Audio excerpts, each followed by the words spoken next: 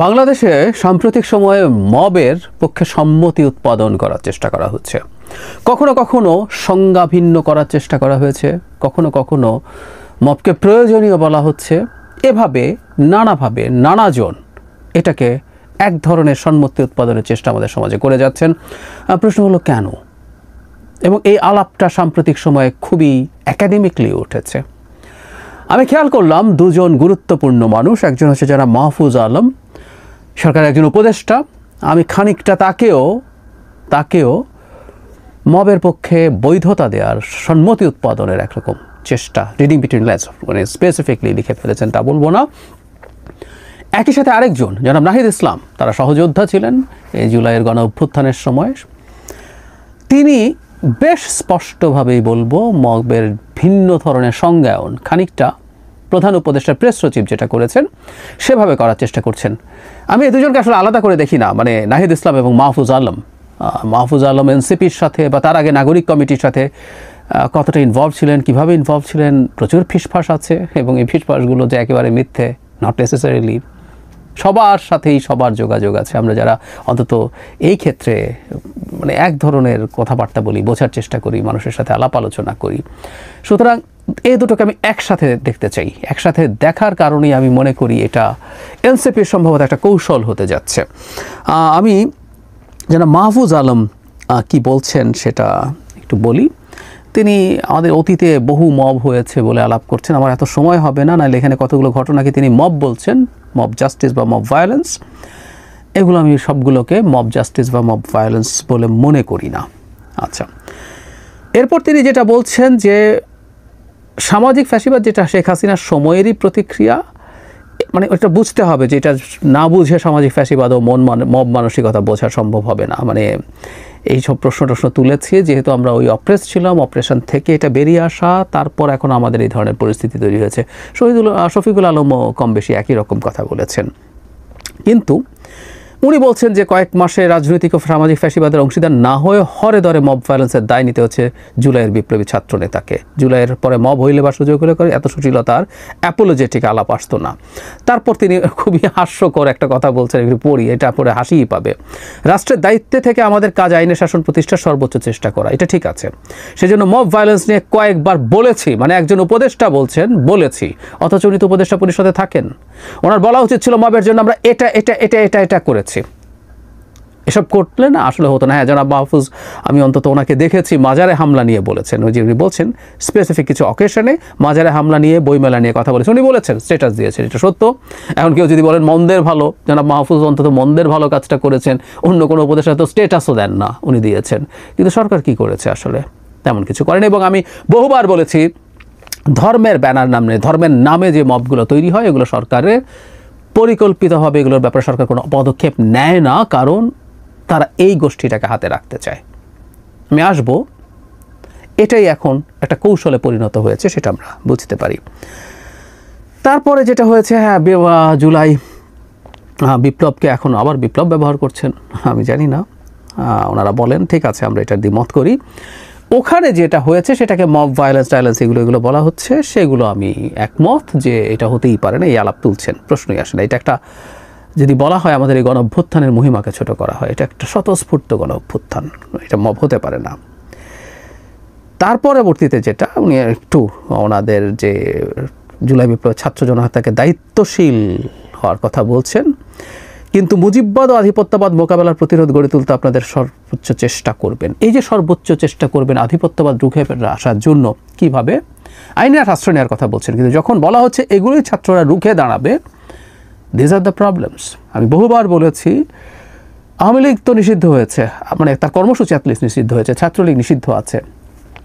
গতকাল বা দুদিন আগে পটিয়াতে একটা ছাত্রলীগকে তারা পুলিশের কাছে নিয়ে গেছেন।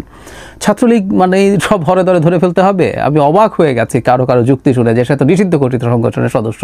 তো তাহলে কি যেদিন নিষিদ্ধ ঘোষিত সংগঠনে কোনো কালে ছিল সবাইকে গ্রেফতার করতে হবে? ছাত্রলীগ নিষিদ্ধ, তার কোনো রাজনৈতিক কর্মকাণ্ড কেউ করছে কিনা সেটা হলে মামলা হতে হবে, তারপর গ্রেফতার হবে, তাই তো ব্যাপারটা। এমনকি এই মুজিববাদ সহ ওনারা যা বলছেন মোকাবেলার প্রতিরোধ, এগুলো প্রতিরোধ রাজনৈতিকভাবে মাঠে এগুলোর আলাপ রাখতে হবে। আবারও বলছি, এই ধরনের ঘটনা যদি কেউ ঘটায় সেটাও আসলে আদতে সরকারকে এবং প্রশাসনকে করতে হবে। উনি মবের যে সংজ্ঞা দিলেন এটাও অদ্ভুত। শেষে পুনশ্চ বলে বলছেন, মব মানে বিপ্লবী উদ্দেশ্যহীন প্রতিহিংসা ও প্রতিশোধ পরায়ণ মানসিকতা লালন করা সুযোগ সন্ধানী গোষ্ঠী। জুলাইয়ের বিপ্লবী ছাত্র জনতার উদ্দেশ্য পরিষ্কার, গণতন্ত্র ও মানবাধিকারের প্রতি তাদের শ্রদ্ধা অতুল এবং তারাই বাংলাদেশের ভবিষ্যৎ। মানে মবের সংজ্ঞা যে কেউ গুরুত্বপূর্ণ সব ডিকশনারিতে খুঁজে দেখবেন। এর সাথে প্রতিহিংসা ও প্রতিশোধ পরায়ণ হওয়ার কিছু নাই এবং বিপ্লবী উদ্দেশ্যহীন না হলেই মব হবে, বিপ্লবী উদ্দেশ্য সহ মব হতে পারে না, এগুলো একেবারেই ভুল কথা। ডিসঅর্ডারলি পিপল যদি বিপ্লবী উদ্দেশ্য থেকেও থাকে এবং তারা যদি অত্যন্ত মারমুখী হয়ে ওঠে, নিয়ন্ত্রণের বাইরে চলে যায়, এটাকেও মব বলা হয়, সংজ্ঞায় তাই বলা হয়। তিনি বলছেন যে এদের যেহেতু উদ্দেশ্য পরিষ্কার, গণতন্ত্র মানবাধিকারের প্রতি তাদের শ্রদ্ধা অতুল এবং তারাই বাংলাদেশের ভবিষ্যৎ। না সরি, এখানেও খুবই ভুল কথা আছে। এগুলো এভাবে বলা যায়, এগুলো শেখ হাসিনা সিনড্রোম। একটা জায়গায় মাহফুজ আলম বলেছেন যে তাদেরকে সতর্ক হতে হবে, কিন্তু তিনি বলছেন আর গণতন্ত্র মানবাধিকারের প্রতি তাদের শ্রদ্ধা অতুল না। তাদের মানবাধিকারের প্রতি শ্রদ্ধা অতুল থাকলে জুলাইয়ের যে বিপ্লবী, তার ভাষায় তাদের অনেকেই এমন কাজ করেছেন যেটা গণতন্ত্র এবং মানবাধিকার পরিপন্থী কাজ হয়েছে, ফর শিওর। জনাব নাহিদ ইসলাম উনি খুব খোলামেলা অনেক কথাবার্তা বলছেন। তাকে প্রথম আলো জিজ্ঞেস করেছিল মবের বিষয়ে তার কোনো পর্যবেক্ষণ আছে কিনা। তারপর তিনি বলছেন যে সেনাবাহিনীর ভূমিকা কি তারা জানে না, পুলিশকে আরও সক্রিয় করা গেল না। তারপরে বলেছেন সক্রিয়, এটা ইন্টারেস্টিং, পুলিশকে আরও অনেক বেশি সক্রিয় করা সম্ভব হতো যদি শিক্ষার্থীদের আরও বেশি মাঠে রাখা যেত, ব্যবহার করা যেত। 5 আগস্টের পরে শিক্ষার্থীরা থানাগুলোকে সক্রিয় করেছিল। আচ্ছা, এরপর তিনি বলছেন মব বলে যেভাবে হেয় করা হচ্ছে সেটার সাথে আমরা একমত নই। যাদের মব বলা হচ্ছে এরা বিক্ষুব্ধ জনগণ, মানে কম বেশি প্রেশার গ্রুপ। শফিকুল আলম যেভাবে বলেছেন, সঠিক কর্মসূচি ও নেতৃত্ব না থাকার কারণে এদের নানাজন নানাভাবে ব্যবহার করছে, ডাইভার্ট করেছে, নিজের ব্যক্তিগত এজেন্ডা বা গোষ্ঠী এজেন্ডা তাদের ব্যবহার করা হয়েছে। এটা আমাদেরও সীমাবদ্ধতা। জনগণকে একটা দিকে ধাবিত করার মতো কর্মসূচি সরকারের দিক থেকে অনুপস্থিত ছিল। মানুষ কর্মসূচি চেয়েছে, দেশ গঠনের জন্য কাজ করতে চেয়েছে, কিন্তু সেটা সম্ভব হয়নি। দেখা যাচ্ছে পুরনো তর্ক, নানা ধরনের গোষ্ঠীগত স্বার্থের রাজনীতির ভিত্তিতে অভ্যুত্থানকারী বিভিন্ন অংশ নিজেদের মতাদর্শগতভাবে ভাগ করেছে, তাদের এখন মব হিসাবে ব্যবহার করা হচ্ছে। আমার কাছে মনে হয় যেটাকে মব বলা হচ্ছে এটা শুধু পুলিশ বা আইন শৃঙ্খলার বিষয় না, এটা হচ্ছে আরও বহু বছর বাংলাদেশে থাকবে, কারণ এরা অভ্যুত্থানকারী ছাত্র জনতা। মানে মবকে তিনি ইন জেনারেল অভ্যুত্থানকারী ছাত্র জনতা হিসাবে অ্যাকোমোডেট করলেন, বললেন তাদের মধ্যে নানান বিভেদ হয়েছে এবং তাদেরকে যেহেতু সঠিক কাজে লাগানো যায় নাই, আমি জানি না তাদের সঠিক কাজে লাগানোর মানে কি বোঝাচ্ছেন তিনি। তারা যদি বিপ্লব মনে করেন তাহলে কি একটা মিলিশিয়া বাহিনী গঠন করা দরকার ছিল, আমি জানি না। যাই হোক, যায়নি বলে অনেকেই নানান রকমভাবে তাদেরকে ব্যবহার করছেন এবং এটা বাংলাদেশে বহু বছর থাকবে বলেও বলছেন। অথচ কোনো একটা জায়গায় মাহফুজ আলমের স্টেটাসেও দেখি নাই, এখানে উনি এই আহ্বান জানান নাই, যারা কথা না, উনি এদেরকে সমর্থনই করছেন এবং তাদেরকে বিক্ষুব্ধ জনতা বলছেন, তারা এই জুলাই গণ অভ্যুত্থানের লোকজন বলছেন। তার মানে তো হচ্ছে ব্যবস্থা নিতে বলার কোনো কারণ নাই। তারা মনে করেন এখনও এই ক্ষোভের বহিঃপ্রকাশ ঘটে। জনাব শফিকুল আলম যেমন বলছিল এখনও প্রেশার গ্রুপ হিসাবে তারা কাজ করে, এবং জনাব মাহফুজ আলমের ক্ষেত্রে দেখলাম যে তিনি বলছেন যে দীর্ঘকালীন যে ফ্যাসিবাদী ব্যবস্থা বাংলাদেশে কায়েম ছিল সেটার এক ধরনের আউটকাম এখানে হতে পারে, এটা ভুল তা বলবো না, কিন্তু এটার ব্যাকগ্রাউন্ড যদি এটা হয়ে থাকে সেটা আমরা করে যাব কিনা is a serious problem, serious question. আমরা এখন এই যে মবকে আশকারা দেয়া, এটা সবসময় যে সোকল পলিটিক্যাল টাইপের হবে তা না। আবহমান কাল থেকে আমাদের সোসাইটিতে মব আছে, আমরা অভিযুক্ত বা কোনো অপরাধীকে ধরতে পারলে পিটিয়ে মেরে ফেলি। আমরা এই গতকালই দেখলাম কুমিল্লায় মর্মান্তিক ঘটনা, 3 জন মানুষকে পিটিয়ে মেরে ফেলা হয়েছে, একজন মা আর তার 2 সন্তান, এক ছেলে এক মেয়ে, এবং আরেক মেয়ে মৃত্যু পথযাত্রী হয়ে হাসপাতালে চিকিৎসাধীন আছেন। তো এই হচ্ছে পরিস্থিতি, এবং এগুলো বলে বলে বলে বলে মবের পক্ষে সম্মতি উৎপাদন হয়। বলতে পারেন যে জুলাইয়ে যারা পার্টিসিপেট করেছে তারা হন নাই, কিন্তু এটা তো তা না। মানুষ তার মতো করে এটাকে ঠিক করে নেবে, তারপর কেউ কেউ অর্গানাইজড হয়েও কাজ করবে, ঠিক মানে আনঅর্গানাইজড না হয়েও। যে প্রশ্নটা করছিলাম এনসিপি মবকে নিয়ে কেন, বা সরকারের দিক থেকে, আমি জনাব শফিকুল আলম ব্যক্তিগত মন্তব্য হিসেবে বলেছেন, তারপর আমি তার এই পজিশনে থেকে এটা বলা একেবারে উচিত হয়েছে বলে মনে করি না। একই সাথে খুবই গুরুত্বপূর্ণ ইনফ্লুয়েন্সাররা এটা সমর্থন করছেন। আমি অনেককে দেখছি, পটিয়া থানায় কি হয়েছে এটা নিয়ে শুধু এনসিপির লোকজন যে পটিয়া থানাকে মাটিতে মিশিয়ে দিতে হবে, ফাঁসি দিয়ে ঝুলিয়ে রাখতে হবে ওসিকে, এসব বলেছেন তা না। এর বাইরেরও লোকজন আমি অনেককেই দেখেছি বিরাট সব বিপ্লবী স্ট্যাটাস দিচ্ছেন ওখানে কি করতে হবে না হবে, এবং এই এনার্কির পক্ষে। কেন তাহলে করছেন তারা? আমি ধারণা করি, আমি বিশ্বাস করি এটাই ঘটনা। সেটা হলো এনসিপি সম্ভবত তাদের মাঠের শক্তিতে হতাশ। যদিও উত্তরবঙ্গে তাদের কিছু সফরে আমরা বেশ কিছু লোকজনের জমায়েত দেখেছি, ইটস এ পজিটিভ সাইন। একটা নতুন দল যদি এ ধরনের ট্র্যাকশন পায় এটা আমাদের জন্য খুবই ভালো খবর। এনসিপির মতো একটা মধ্যপন্থী রাজনৈতিক দল, যদিও তারা আসলে কোন পন্থী নাকি অনেকটাই রাইটিস্ট সেসব আলাপ আসছে, বা রাইট সেন্টার রাইট ওসবে ঢুকছে না, তারা মুখে অ্যাটলিস্ট সেটা বলেন। কিন্তু তাদের যদি যথেষ্টের বেশি লোকজন না থাকে, তাদের আসলে মাঠে একটা কোয়ার্সিভ পাওয়ার থাকা দরকার। আমাদের যে দলগুলো বড় আছে তাদের মাঠে কিন্তু প্রচুর কর্মী বাহিনী থাকে, অর্গানাইজ কর্মী বাহিনী। এখন এনসিপির তো হাতে একটা শক্তি দেখানোর মতো অস্ত্র থাকা লাগবে। এখন প্রশ্ন হচ্ছে সেটাই কি মব? কারণ তারা এটাকে মানে যে কোনো উদ্দেশ্যে যে কোনো কারণে এটা তারা করবেন না, করা উচিত হবে না। এই যে ইনিয়ে বিনিয়ে নানান রকম ব্যাখ্যাগুলো ইনিয়ে বিনিয়ে দেওয়ার প্রবলেম কেউ হয় জানেন? আমি একটা উদাহরণ দিই। আমাদের ট্রেডিশনাল যে মব, আমরা মব লিঞ্চিং করি, মানুষকে পিটিয়ে মেরে ফেলি, ব্যাখ্যা দেওয়া যায় তো? আমি অনেকে দিতে দেখেছি। আমি ধরে পুলিশে দিলাম, পুলিশ ঘুষ খেয়ে ছেড়ে দেয়, কোর্টে চালান দিল, বাংলাদেশে জামিন হয়ে যায়, এসে সে আবার একই অপরাধ করে, বিচার শেষ হয় না, শাস্তি হয় না, সুতরাং আমরা পিটিয়ে মেরে ফেলি। আমাদের তো কোথাও ওইগুলো দেখতে হবে। অ্যাট দ্য সেম টাইম আমি আরও যুক্তি দিতে পারি সাইকোলজিক্যাল। আমাদের লোকজনের নানান রকম অপারেশন আছে ফ্যামিলিতে, সোসাইটিতে, স্টেটের পক্ষ থেকে। সে তার অপারেশন, সে তার এই অবদমনকে উগরে দেয় একটা মানুষকে পিটিয়ে মেরে ফেলার মাধ্যমে। অনেক অনেক যুক্তি দেওয়া যায়, but should you do that? কোনোদিনও না। এটা হওয়া যাবে না, এটা করা যাবে না, বেআইনি কাজ করা যাবে না। একটা রাষ্ট্র মগের মুল্লুক বা মবের মুল্লুক হতে পারে না, এটা আমাদের সিরিয়াসলি মাথায় রাখতে হবে। এনসিপি যদি এ ধরনের কোনো চিন্তা করে থাকে, আই রিপিট, তারা যদি এরকম কোনো চিন্তা করে থাকে, এটা রাজনীতি করা হবে, এটা ষড়যন্ত্র করা হবে। এনসিপির সাথে এমন কিছু লোকজনের যোগাযোগ আছে বা তাদের প্রভাব আছে এনসিপির উপরে, যারা খুবই মারাত্মক ধরনের ষড়যন্ত্রকারী হিসেবে পলিটিক্যাল স্ফিয়ারে বহুদিন থেকে পরিচিত। এনসিপি যদি তাদের সাথে এভাবে ট্যাগড হয়, তাদের জন্য বড় বিপদ অপেক্ষা করছে। তাদের খুব সতর্ক হওয়া দরকার।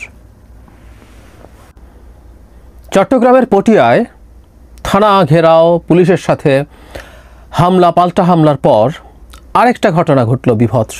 এরকম ঘটনা নিয়ে আমাদের আসলে খুব কঠোর হওয়া দরকার আছে। এটা লালমনিরহাটের পাটগ্রাম থানায়। এবার অভিযুক্ত বিএনপি। চট্টগ্রামের পটিয়ায় অভিযুক্ত ছিল বৈষম্য বিরোধী ছাত্র আন্দোলন, এবং এখানে সারপ্রাইজিংলি এনসিপি নেতারাও গিয়ে সরেজমিনে এখানে অনেক কিছু করেছেন। এবং সর্বশেষ খবর অনুযায়ী আমরা যেটা দেখলাম, পটিয়ার ওসিকে প্রত্যাহার করা হয়েছে। খুবই খারাপ খবর। আমি খুবই খারাপ জেস্চার ফ্রম দ্য গভর্নমেন্ট। আমি আসবো সেই জায়গায়ও, কিন্তু পাটগ্রাম নিয়ে আসলে একটু কথা বলতে চাই। এবং বিএনপি এবার এখানে জড়িত হয়েছে। বিএনপির অনেক মানুষজনের বিরুদ্ধে, বিশেষ করে তৃণমূল পর্যায়ের মানুষজনের বিরুদ্ধে চাঁদাবাজি, দখলদারি, নানান রকম অভিযোগ আছে। এবং এগুলো সত্যতা যে আছে তার প্রমাণ হলো বিএনপি তার সর্বোচ্চ নেতৃত্বের পর্যায় থেকে এদের অনেককে বহিষ্কার করেছে। সংখ্যাটা কয়েক হাজার সম্ভবত এখন, আমি সর্বশেষ স্ট্যাটিস্টিক্সটা জানি না। তার মানে বিএনপি স্বীকার করছে এগুলো হচ্ছে, যেখানে অভিযোগ হচ্ছে সেখানে এগুলো করছে। এর মধ্যে একই সাথে জরুরি কথা, যখন এই ঘটনাগুলো ঘটে আমরা সরকারের পদক্ষেপ আসলে সেভাবে দেখি না। এগুলো তো সরকারের পদক্ষেপ নেওয়ার কথা। কিন্তু এবার যে ঘটনাটা হলো, আমি মনে করি বিএনপিকে বহিষ্কার, এদের সাথে যারা জড়িত আছে তাদেরকে তো বহিষ্কার করা হয়তো হবেও, কিন্তু এদের যাতে শাস্তি নিশ্চিত হয় সেই ব্যাপারেও বিএনপির খানিকটা হলেও মনিটরিং করতে হবে। যদি আমরা অনেক সময় ফৌজদারি অপরাধে জড়িত বিএনপি সদস্যদের বিরুদ্ধে যেন পুলিশ ব্যবস্থা নেয় সেই আহ্বানও তাদেরকে জানাতে দেখেছি, কিন্তু এটা খুবই সিরিয়াস একটা চাঁদাবাজির ঘটনা। আর থানায় গিয়ে হামলা করা, মানে আমি এটাকে বিদ্যমান প্রেক্ষাপটে আমাদের অত্যন্ত গুরুত্বপূর্ণ একটা রাষ্ট্রীয় প্রতিষ্ঠান পুলিশের অ্যাক্টিভ হয়ে ওঠার ক্ষেত্রে খুব বড় ব্যারিয়ার বলে মনে করি।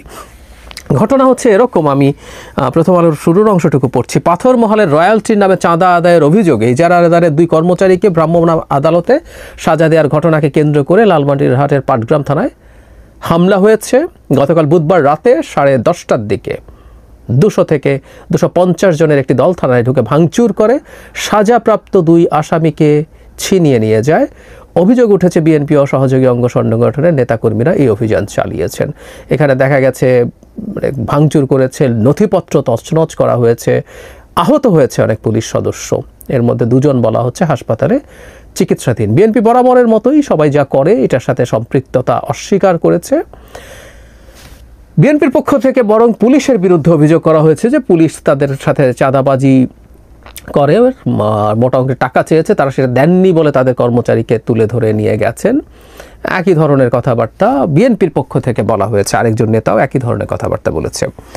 এখন হতে পারে, তাত্ত্বিকভাবে ধরে নিচ্ছি যে পুলিশ টাকা চেয়েছে এবং 2 জনকে ভ্রাম্যমাণ আদালত সাজা দিয়েছে। ভ্রাম্যমাণ আদালতের বিরুদ্ধে আমরা দীর্ঘদিন ধরে কথা বলেছি। এক্সিকিউটিভ ম্যাজিস্ট্রেট দিয়ে ভ্রাম্যমাণ আদালত পরিচালনা করা সংবিধান পরিপন্থী, এটার অবসান চাই আমরা ইন এনি কনসিডারেশন। কিন্তু যেটা জরুরি আলাপ সেটা হচ্ছে, তাহলে তারা যখন শাস্তি দিয়েছেন, এখানে বলা হচ্ছে হাতে নাতে চাঁদার যে রসিদ আছে সেটা সহ তাদেরকে ধরা হয়েছে এবং শাস্তি দিয়ে থানায় নিয়ে যাওয়া হয়েছে। কাগজে কলমে এখনও এটা একটা শাস্তি, এটা কোনো অভিযুক্তকে গ্রেফতার না, এটা শাস্তিপ্রাপ্ত কাউকে গ্রেফতার। তারপর গিয়ে থানায় হামলা হয়েছে, এটা সরেজমিনে দেখা গেছে, ছবি আছে। মানে বিএনপি এবং অঙ্গ সংগঠনের মানুষজনই এখানে গেছেন, এটা মনে করার কারণ আছে, কারণ তারা যে থানায় গিয়েছিলেন এটা কিন্তু তারা বলেছেন। আমি জায়গাটা একটু পড়ি। তারা এভাবে বলছেন, এই ঘটনার এখানে এই বক্তব্য হচ্ছে উপজেলা স্বেচ্ছাসেবক দলের সাবেক সভাপতি বাদশা জাহাঙ্গীরের বক্তব্য পাওয়া যাননি, যিনি ইজারাদার ছিলেন সম্ভবত। বিএনপির সাধারণ সম্পাদক উপজেলা বিএনপির তিনি ওয়ালিউর রহমান, তিনি বলছেন এই ঘটনায় বিএনপির কোনো সম্পৃক্ততা নেই। ইজারাদার বৈধভাবে 9টি পাথর মহলের ইজারা পেয়েছেন, সেই অনুযায়ী লোকজন দিয়ে পাথর বালু উত্তোলন করছেন। পুলিশ প্রশাসনের সঙ্গে অর্থনৈতিক কোনো বিষয় হয়তো দ্বিমত হয়, গতকাল ওসির নেতৃত্বে তাদের বাকবিতণ্ডা হয়, ধরে নিয়ে যায়। তারপর বলছে লোকজন থানায় গিয়ে পুলিশের সঙ্গে আলোচনা করেন, আলোচনার এক পর্যায়ে তাদের মধ্যে ধাক্কাধাক্কি, পুলিশ অতর্কিতভাবে লোকজনের ওপরে চড়াও হয়। তারপরে তারা গিয়েছিলেন থানায় এবং থানায় গিয়ে তারা তাদের ভাষ্য মতে বাকবিতণ্ডা হয় এবং পুলিশ চড়াও হয়েছে। পুলিশ চড়াও হয় না তা না, আমি ইভেন গতকাল পটিয়াতেও যা হয়েছে আমরা এখানে একটু টেনে আনি। আমি সিরিয়াসলি মনে করি সেখানে পুলিশ অত্যন্ত সঠিক কাজ করেছিল, পুলিশ আইন মেনেই কাজ করছিল। কিন্তু আমাদের পুলিশের বিরুদ্ধে এই অভিযোগও আছে, পটিয়ায় সেটা হয়েছিল কিনা তদন্ত করে দেখতে হবে। দীর্ঘকাল ধরে পুলিশ খুব ডিসপ্রপোর্শনেট বল প্রয়োগে অভ্যস্ত, মানে যতটুকু বল প্রয়োগ করে একটা সিচুয়েশন হ্যান্ডেল করা যায়, ট্যাকল করা যায়, তাদের মানে অনেক ক্ষেত্রেই তারা এর চাইতে অনেক বেশি করেছেন। সো এখানেও পুলিশ কীভাবে এটা হ্যান্ডেল করতে গেছে আমরা নিশ্চিত নই, ধরে যদি নেইও। কিন্তু পাল্টা এই হামলা, থানা ভাঙচুর এই পর্যায়ে যায় এবং যাদেরকে ধরা হয়েছে তাদেরকে ছিনিয়ে নিয়ে যাওয়া হয় বিচারের, মানে ভ্রাম্যমাণ আদালতের বিচারে যাদের সাজা হয়েছিল। এখানে একটা জিনিস খুব খেয়াল করা দরকার, আমরা বর্তমান প্রেক্ষাপটে পুলিশের মনোবল যে জায়গায় আছে, আমি মনে করি না যে পুলিশ একেবারে আগ বাড়িয়ে, এটা আমার পারসেপশন, কোনো জায়গায় দ্বিমত হতে পারে, পুলিশ আগ বাড়িয়ে মানে ভীষণ রকম আগ্রাসী হয়ে উঠবে, আক্রমণাত্মক হয়ে উঠবে। আমি এই ব্যাপারটা আসলে খুব কনভিন্স নই সত্যি বলতে।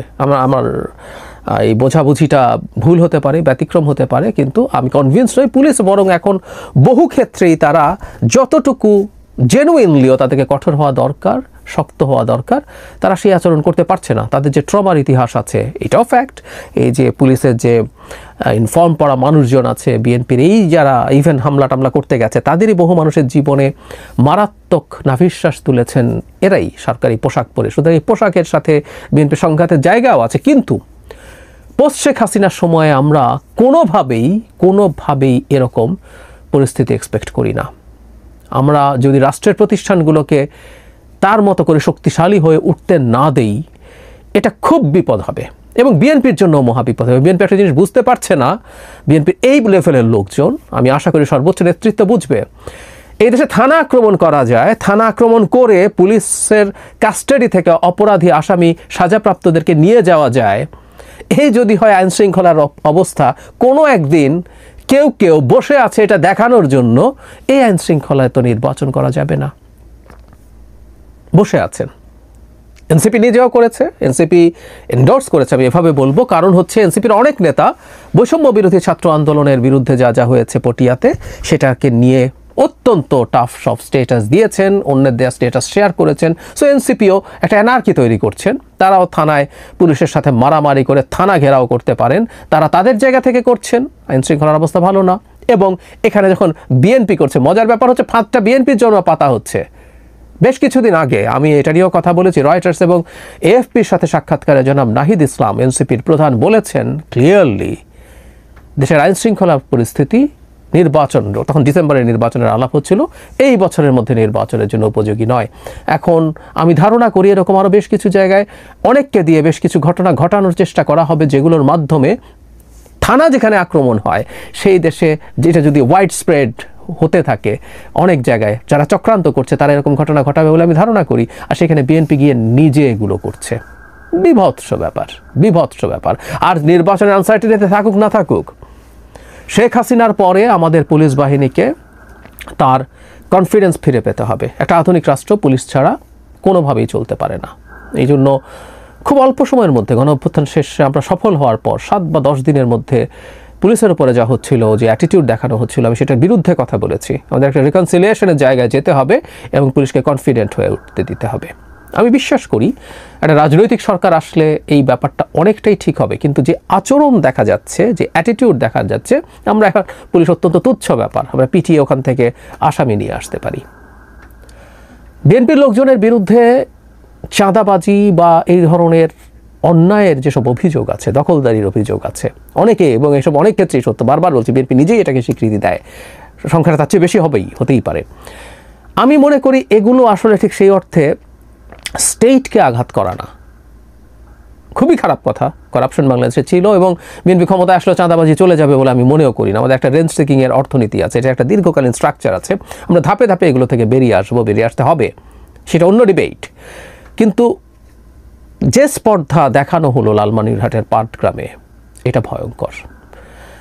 বিএনপিকে এইভাবে পুলিশের আস্থা তৈরি করতে হবে যে যারা এইবার এই ঘটনাটায় অন্তত, তার আগেও আহ্বান জানিয়েছে কিন্তু তাদেরকে এবার সিরিয়াসলি পারসু করতে হবে। এই ঘটনায় যারা ইনভলভড হয়েছে তাদেরকে ধরতে হবে এবং খুব কঠোরভাবে বিচারের আওতায় আনতে হবে, নাহলে এটা চলতেই থাকবে। পুলিশকে যদি এই শক্তি, এই ক্ষমতা না দেয়া হয় তাহলে আসলে লাভ নেই। পটিয়াতে যেটা হলো, এটা আরও এরকম ঘটনা ঘটানোর পথ তৈরি করবে। হু নোজ, পটিয়ার এটা দেখেই পাটগ্রামে এটা হয়েছে।